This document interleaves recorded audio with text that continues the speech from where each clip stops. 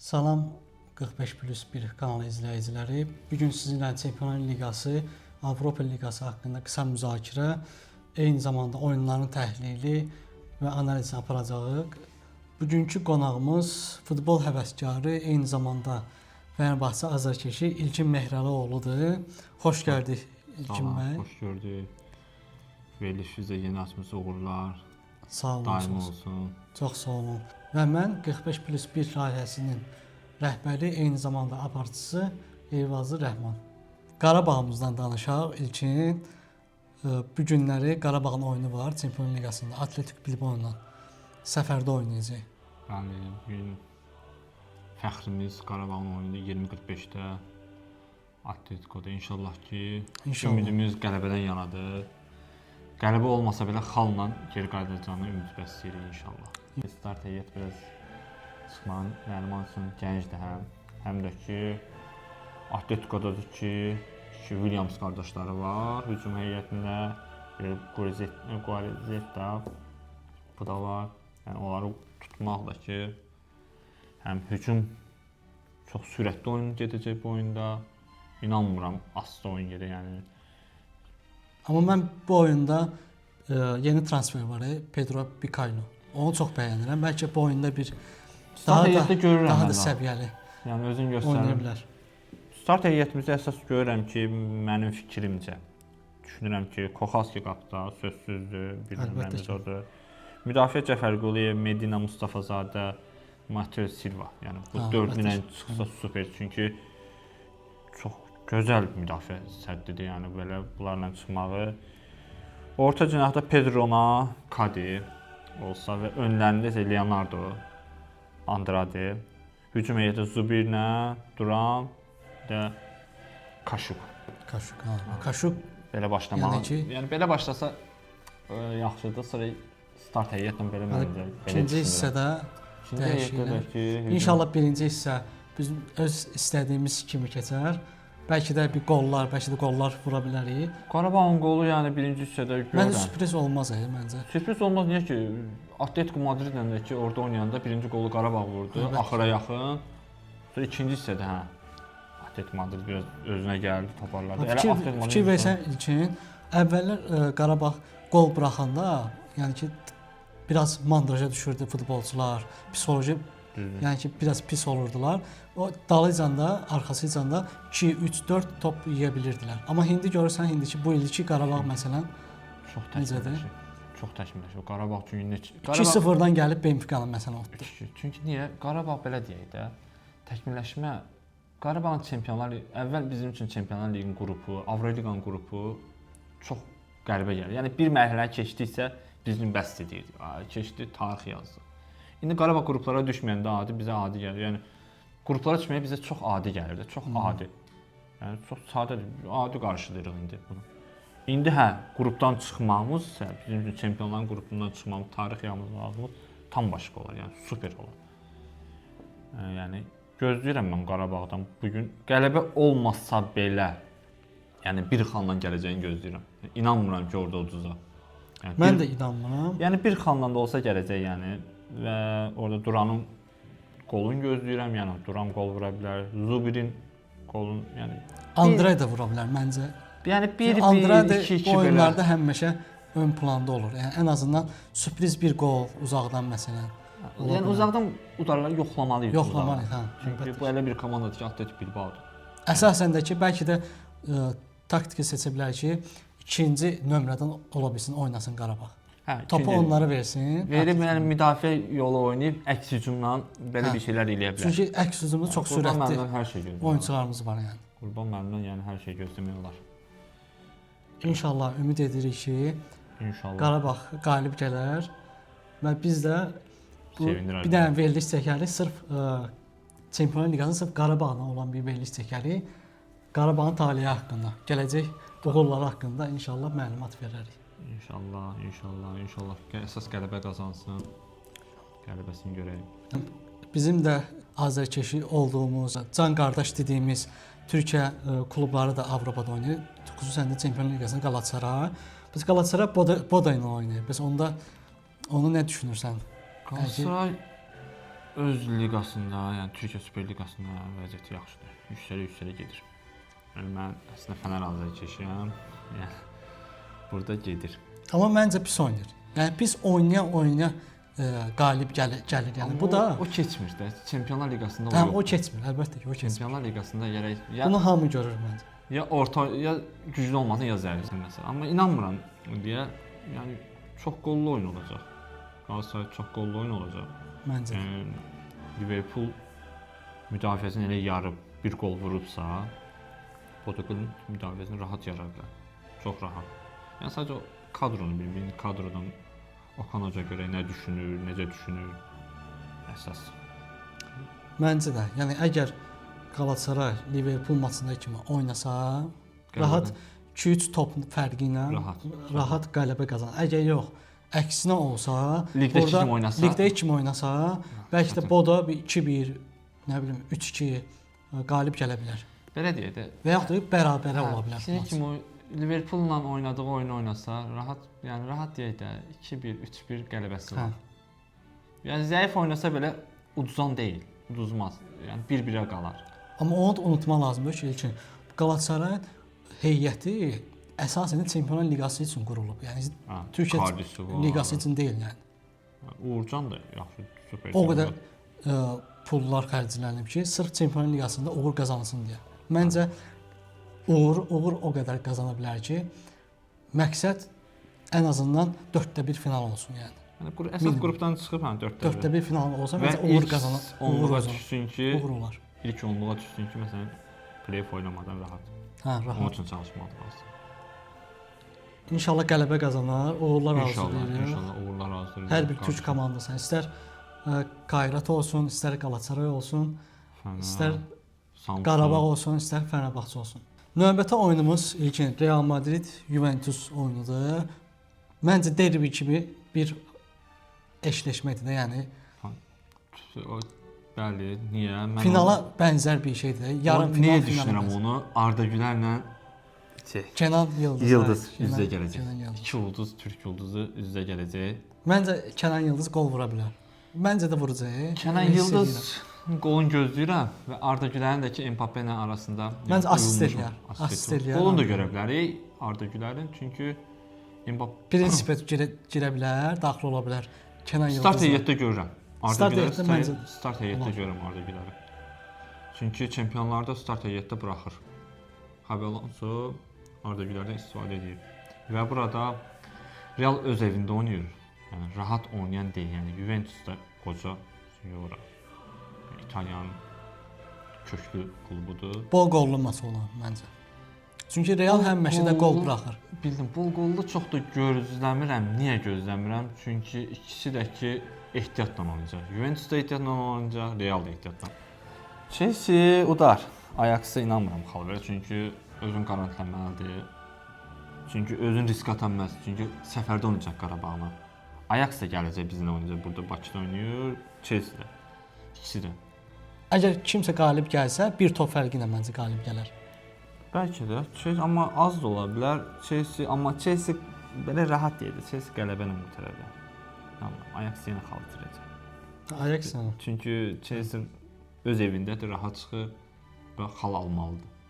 Məğlubiyyətin əvəzini çıxıb xalını almalıdır və 6 xal alıb heç olmasa biraz rahatlamalıdır. Onu deyə bilərəm ki, Ajax son turda məğlub olub çempionatda. Çempionatda da məğlub olub. Chelsea-dəki son turu Azarkmana 2-0 evində məğlub olub.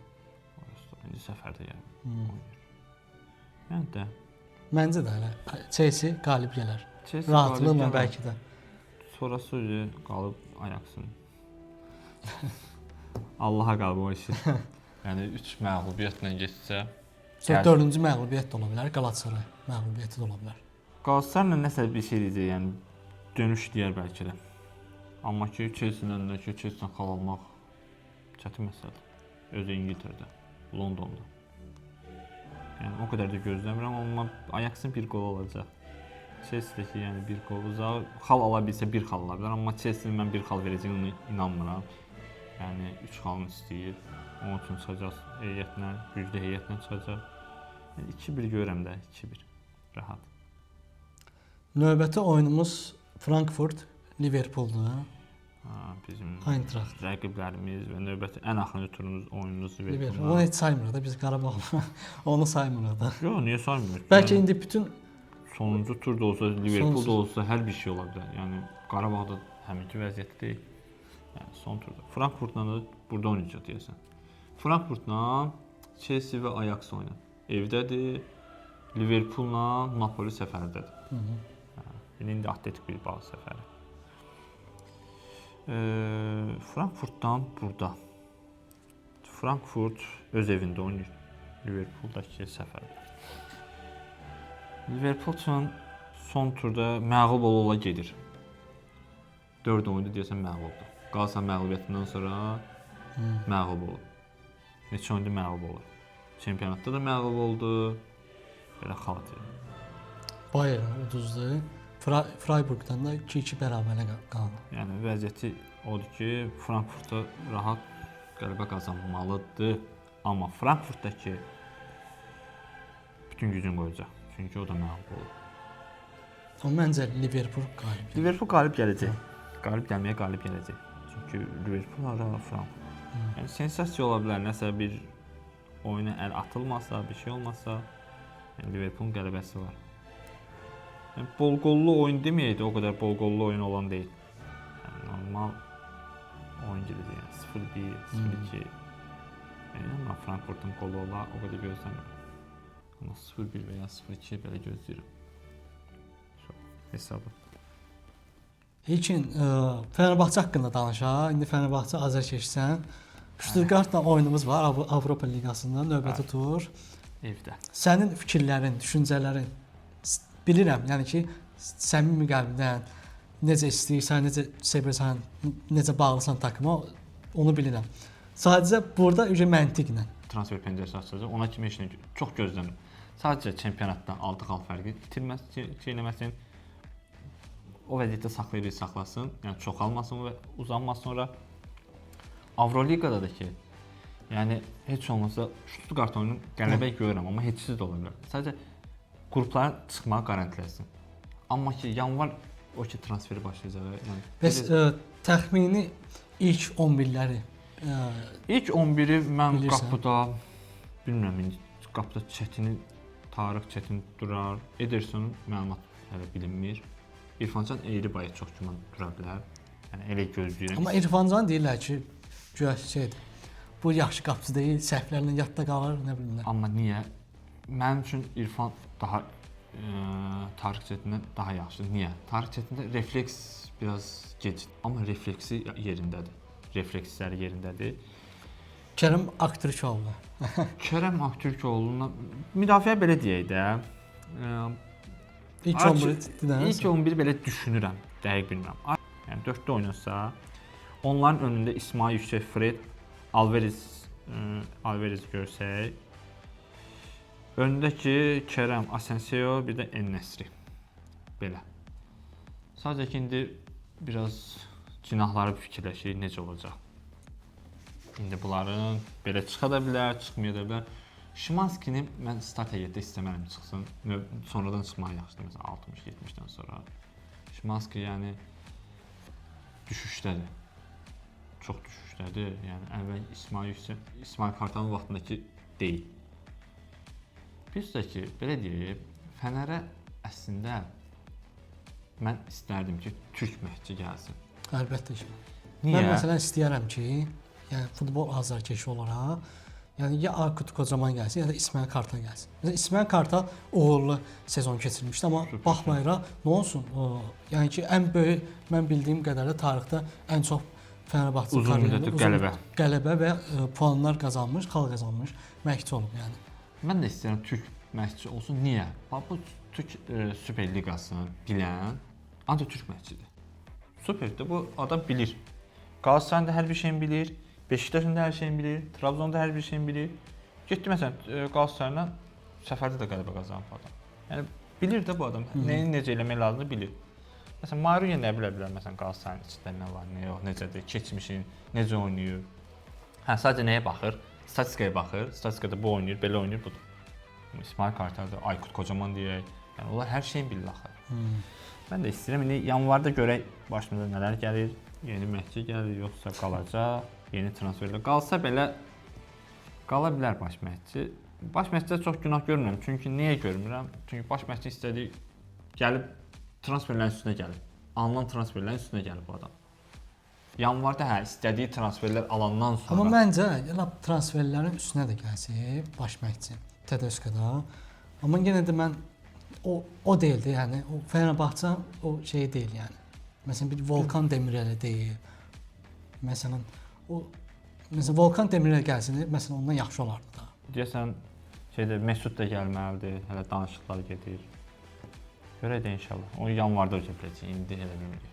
Saadettin Saran yeni direktorumuz. Onu da deyim ki, əziz izləyicilər, Fenerbahçe'nin sırf derbi maçını da biz sırf ayrıca bir bellek çəkəcəyik. Beşiktaşla derbi maçı var Süper Ligada. Onu da ayrıca bir bellek çəkəcəyik. Xəbərimiz, məlumatımız olsun. Uğurlar arzulayırıq. İnşallah ki, Fenerbahçe, Galatasaray, Qarabağ qalib gəlsin. İnşallah. Və gələn turda daha uğurlu təxminlərimizi, düşüncələrimizi səmimi qəlbdən deyək. İnşallah bugün Qarabağdan qələbə gözləyirik. İnşallah. Könlümüz hər bir şey Qarabağdan yanadır. Görək, xeyirlisi inşallah. Xeyirlisi. Türkiyə Süper Liqasının həftə sonu oyunları var. 4 böyük klubun oyunlarını, təxminlərini səndən soruşmaq istəyirəm ki. Fenerbahçe səfərdə Qazianteplə. Qaziantep səfərinə gedir. Baş məşqçi Qaziantepin Burak Yılmazdır. Çəkişməli oyun olacaq, amma Fenerbahçe inanmıram buradan xal itirə. Çünki xal fərqi onsuz Qalatasarayın 6 xaldır. Yəni inanmıram ki, Fener buradan xal itirib qayıda. Yəni hər bir gözləntimiz yoxdur. Yəni bir xalla belə qayıtmaz, inanmıram. Yəni 3 xal gözləyirəm də. 3 xal, deyirsən ki, Fenerbahçe qalib gələr. Qalib gələr. Bəs Trabzon Eyüp maçı? Trabzondadır.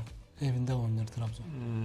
Trabzon evində oynayır. Eyüpdəki axırıncı oyunu Kasımpaşanı uddu öz evində. Eyüpdəki yüksəlişdir, yəni oynayır. Eyüp bu oyunu məğlub olmaz mənim fikrimcə. Heç-heçə də qala bilər, amma məğlub olmaz, elə düşünürəm. Yəni inanmıram ki... Yəni Trabzon qalib gələr. Yox, Trabzon yəni heç-heçə qurtara bilər ya da ki Eyüp qalib gələr, elə düşünürəm. Amma Eyüp bu illəri zəifdir ha. Zəifdir, amma səfərdə nəsə oynayır da. Evində biraz uduzmaları var ki. Məncə qalib gələr Trabzon. Yəni o bilmirəm, o qədər deyəmərəm, amma çünki olan heyətini o qədər tanımam, amma Eyüp məncə deyirəm də, yəni bir ümid var ki, yəni Kasımpaşa qələbəsindən sonra biraz da ruhlanıb, yəni qələbəyə oynaya bilər. Galatasaray Göztepe, Galatasaray evində. Galatasaray öz evindədir, rahat qələbə gözləyirəm, çünki xal fərqi 6-dır, biraz da artırmaq istəyər və ayın belə deyək ki, 26-sı Galatasaray Göztepe oyunudur, 27-ci Qaziantep Fenerbahçe oyunudur. Fərqi qalır. Oyunu qələbə qazanıb səhərsi gün Fener oyunu gözləyə bilər ki, məğlub olmasın və ya heç kəsin gözləyək ki, ya 9 xala fərq qalsın, ya da ki, fərq 7 xal belə. Kasımpaşa, Beşiktaş? Kasımpaşa, Beşiktaş belə liqdə zəif göstərsə də, amma Kasımpaşadan qələbə dönəcəyini gözləyirəm. Nəsə biraz... Beşiktaş qalib gələr. Beşiktaş qalib gələr, amma ki, çətinliklə. Əlbəttə. Yəni, asan olan deyil. Məncə bu Beşiktaşın ölüm-qalım mübarizəsidir. Çünki ya davam, ya tamam yəni. Hə, çünki vəziyyəti biraz liqdə... Mənim aldığım məlumata görə Sərgən Yalçın bir iclas keçirdi futbolçularla. Deyib ki, əgər Kasımpaşa maçında məğlub olsaq, bu həm bilet həm sizə kəsiləcək, həm mənə kəsiləcək. Məncə var güclərini qoyacaqlar ki, meydanda bəlkə də 2-3 top fərqi ilə qalib gəlsin. 2-3 top fərqi gözləmirəm, amma ki, 1 top fərqlə 0-1 hələ bir. Amma onu unutmaq lazım deyil ki, Beşiktaş hər oyunda demək olar ki, ən azı 1 top buraxır yəni. Bu oyun buraxmaz məncə. İnanmıram. Səfərdə buraxmaz. Kasımpaşada. Səfər də sayılmır, çünki İstanbulda, o da yaxındır. Kasımpaşa çox necə deyək, adi Eyüpə uduzdu, məğlub oldu. Kasımpaşada biraz düşüşdədir. Amma Beşiktaş rahat da olmasa bir çətinliklə də olsa qələbə qazanacaq. Yəni qələbəsini görürəm. Çox sağ ol İlkin, dəyərli vaxtını bizə ayırdın. Növbəti verilişlərdə inşallah qismət olsa, yenə də görüşənə qədər. İnşallah xoşdur sizlə belə çıxışlar, belə reportajda iştirak etmək. Mənə də xoş oldu. İnşallah derbilərdə əsas. İnşallah derbilərdə. Həmər Beşiktaş derbisində. İnşallah. Əziz izləyicilər, sizdən də xahişim odur ki, abunə olun, izləyin və bəyənin.